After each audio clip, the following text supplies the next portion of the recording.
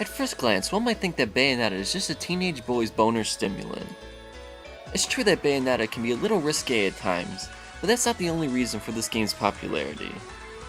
The game also possesses a combat system similar to that of Devil May Cry and a penchant for crazy finishing moves. But is this good enough to prove the quality of the game, or are people more drawn in by the siren that is Bayonetta herself? The story in Bayonetta can be pretty confusing at times, and really only starts to make sense near the end of the game. So the game opens by introducing Bayonetta, who was a witch that was locked up for 500 years until she was awakened about 20 years before the beginning of the game. However, she is unable to remember her past. Hoping to regain her memory, Bayonetta goes out to find the Eyes of the World, which she believes consist of two stones, the left eye, which she possesses, and the right eye, which is said to be in Vigrid. Bayonetta sets off for Vigrid and runs into Jean, who seems to be connected to Bayonetta's past, and engages her in combat on several occasions to test her strength. While in Vigrid, Bayonetta also runs into Luca, who believes that Bayonetta murdered his father when she was released 20 years ago, and Cereza, who claims to be Bayonetta's daughter. While looking for the red eye, Bayonetta encounters the four cardinal virtues that are tasked with finding Bayonetta and testing her abilities. Upon their defeat, they warn of the return of the creator Jubileus before being taken to hell. When Bayonetta finally reaches the location where the right eye is, she meets the last Lumen Sage, Father Baldur, who reveals that he is Bayonetta's father, and that Cereza is Bayonetta when she was a child, that he brought into the future in order to awaken the left eye, which is in Bayonetta herself. Bayonetta then goes on to defeat Father Baldur, and returns Cereza back to her own time. However, by doing so, the left eye within Bayonetta is awakened, and Father Baldur ascends with Bayonetta into a statue of Jubileus, starting her resurrection. As Jubileus rises into space, John rides up on her motorcycle and pulls Bayonetta out of the left eye. Bayonetta and John then go on to destroy Jubileus and send her into the sun.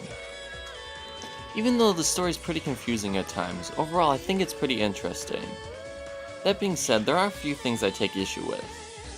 For one, Enzo's character in the confines of the story doesn't really make sense. In the beginning he's introduced and it seems like he's going to be a large part of the story, but he only makes an appearance in the prologue and after the epilogue, and that's it. You kind of forget he's even a character in the game until the ending, which is just strange. Even in the part he's in, he's really not that important, and his purpose could have been filled by another character. The same can be said for Luca, as his relevance in the story is really that of a babysitter for Cereza, when the game's not using her in the story. Second, the way the story is presented is a bit strange. For some reason, the game has three different types of cutscenes. Regular fully animated cutscenes, partially animated, where usually only one or two objects in a cutscene will move, and then there are these film reel ones, which jump around and show different scenes. I don't know if this stylistic choice was intentional or because they couldn't afford to animate all of them, but it's kind of annoying when you're watching a scene and the way the scene is presented keeps on changing. I don't necessarily mind any particular stylistic choice over the other, but I wish there was some uniformity between them. Finally, the game has a lot of twists in it to the point of ridiculousness. Several times the game will make you think that a character has died, but then they end up showing up again with some excuse on how they avoided being killed. It got to the point where I would have been more surprised if the character was actually dead. Instead, every time someone supposedly died, I knew they'd show up again later. Now you probably noticed that Bayonetta has a lot of similarities to the Devil May Cry series. That's because Bayonetta's director also worked on the first Devil May Cry. Although Bayonetta does take a few cues from Devil May Cry, I felt that the gameplay in Bayonetta was overall better. For example, Bayonetta's attacks and movements in combat are more fluid and faster than Dante's heavy-handedness, which makes the game feel overall faster. Similar to Devil May Cry, Bayonetta has different weapons you can equip. However, you can equip weapons to both your hands and legs. This leads to a greater variation in attacks and weapon combinations. For the most part though, you can execute the same attack combos no matter what combinations of weapons you choose, which makes it easier to memorize and pull off moves. Speaking of combos, there are a shit ton of different combos you can do, and for convenience sake, in the menu you can look up what button presses to do which combos, and during loading segments you can also practice using different moves to become familiar with them. Another thing about Bayonetta's attacks is that if you successfully pull off an attack, you'll finish with a Wicked Weave attack.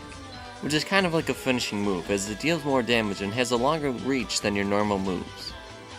What I like about the Wicked Weave attacks is that they reward you for successfully pulling off combos, whereas in Devil May Cry there's really no incentive for stringing together moves other than getting a better score, but in Bayonetta stringing more moves together produces more powerful attacks. The only real downside to the combat is that you tend to only memorize and use only a few different combos, since you don't really have that much time to figure out a move in battle. Besides regular attacks, Bayonetta can perform torture attacks when she fills one of her magic bars completely. Torture attacks are really just button mashing quick time events similar to God of War that are able to kill weak enemies or do at least half damage to stronger ones. They're kind of a pain in the ass since all you do is mash a certain button for each of them, but the animations are kinda cool the first time you see them, and they really are useful at taking down tough enemies. But I wish they weren't so tedious to use. Besides torture attacks, some of your more advanced moves require magic to use and some accessories require magic to activate. That's only if you buy them, otherwise you can only use torture attacks. Bayonetta also has the ability to slow down time with something called Witch Time. Basically, every time you successfully dodge an attack, Bayonetta goes into Witch Time, which ends up slowing down time and allows you usually enough time to pull off a combo on an enemy. Witch Time also allows you to hit enemies who are on fire who you normally can't hit without getting burned.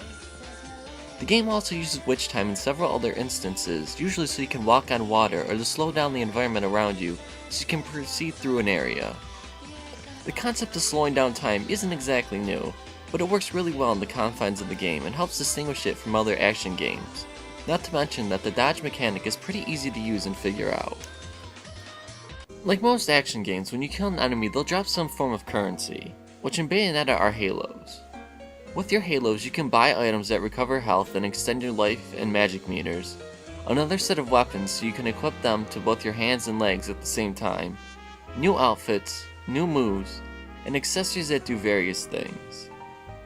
Now most of this stuff is pretty expensive. For instance, most of the accessories go for about 100,000 halos per accessory, so you probably won't be buying that many accessories, and unless you want to grind for halos, or forgo purchasing health upgrades and moves. The good thing though is that you can avoid purchasing the healing items and some of the moves, since you'll have access to a wide variety of combos at the beginning of the game. As for the items, throughout the game you'll collect ingredients which you can use to make health restoring items, and surprisingly they're pretty easy to make, and you'll get a lot of ingredients so you won't have to worry about running out if you're conservative with them. You can also use the halos you win at the end of the Angel Attack minigame at the end of every level to buy healing items, if you win enough halos. As far as gameplay goes, this game can be pretty fucking tough at times. For one, usually you'll either be against a group of small angels or one or two powerful ones that can end up easily overwhelming you if you don't get the fuck out of their way when they attack. Most of the stronger enemies' attacks are also incredibly fast, so if you get hit by them, they can easily suck you in and pull off a multi-hit combo that takes away a good chunk of your life bar and is impossible to get out of. Even the weaker enemies can be tough, as sometimes when they're ready to attack, they'll stand their ground and won't flinch when you hit them. Second, there are some enemies where Witch Time doesn't activate when you dodge their attacks. On top of that, these enemies are also more aggressive than most other enemies, and are really hard to even land a hit on without getting hit yourself. In these instances, you realize how useful Witch Time is, as you constantly run away in fear, hoping not to get slaughtered by them. To defeat them, you'll need to either use torture attacks, or quickly hit them and run away, as there's really no time to try and pull off a Wicked Weave attack. There are accessories that you can wear that can help you fight them, but if you don't have them, you're shit out of luck. Finally, one thing you'll notice while playing the game is that it's hard to find health restoring butterflies. The only time I really found any was when I was close to dying. This means that you'll have to conserve your health if you want to make it through a level without dying. And yes, there are life restoring lollipops you can use to heal yourself, but you get a penalty to your score for using them. Of course, you also get a more severe penalty for dying, so if you absolutely need to, it's best to use an item. But still, it kinda sucks to be punished for using items. I mean, what's the point of having them in the game if the game doesn't want you to use them? As for bosses, there are about 6 main bosses in the game, plus 4 encounters with Jean, which are kinda like mini boss fights, but get progressively more difficult later on. The bosses are pretty tough as they usually have several life segments and are like 10 times bigger than Bayonetta. Not only that, but the bosses are pretty creepy looking with their weird little stone baby faces.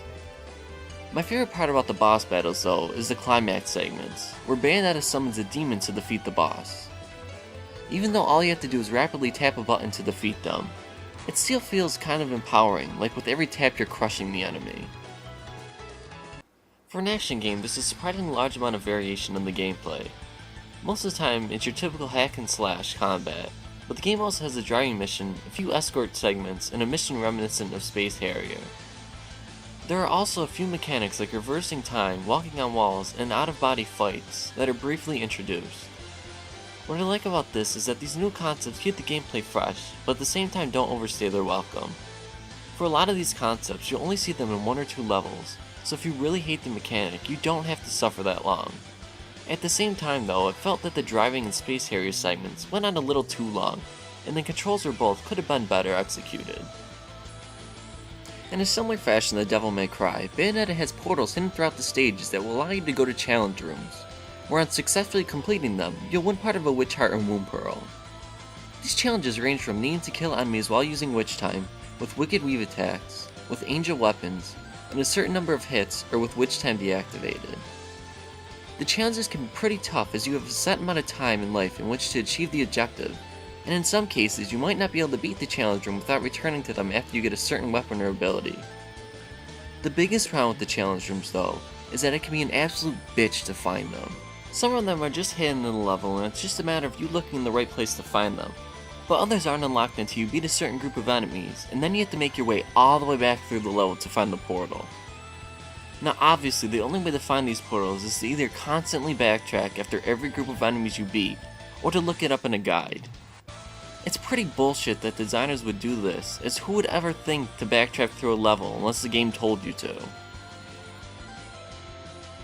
The camera in the game can be pretty wonky at times. Most of the problems with the camera occur when you're walking along walls or ceilings, as the camera has to readjust itself each time you make a transition. These areas are also pretty disorienting because they're usually not a clear indication if you're going in the right direction, since it can be easy to get turned around when you have to fight a group of enemies. Also, during combat, sometimes it can be difficult to see the surrounding enemies since the camera only focuses on enemies that are right near you, which allows enemies off screen to get a few shots in if you're not constantly moving and dodging. Now I mentioned earlier how torture attacks can be executed with button mashing quicktime events, but those aren't the only quicktime events in the game. In some chapters, the game will have the standard randomly appearing quicktime events, where you'll only have a second to react, and of course failing most of these quicktime events results in an instant game over. Then, like the torture attacks, there are button mashing ones, which usually appear when you summon a demon to defeat a powerful enemy, or a boss. Finally, there are sort of interactive quicktime events that show up at the end of the game, where you have to maneuver an object to the target while trying to avoid hitting obstacles that are in your way.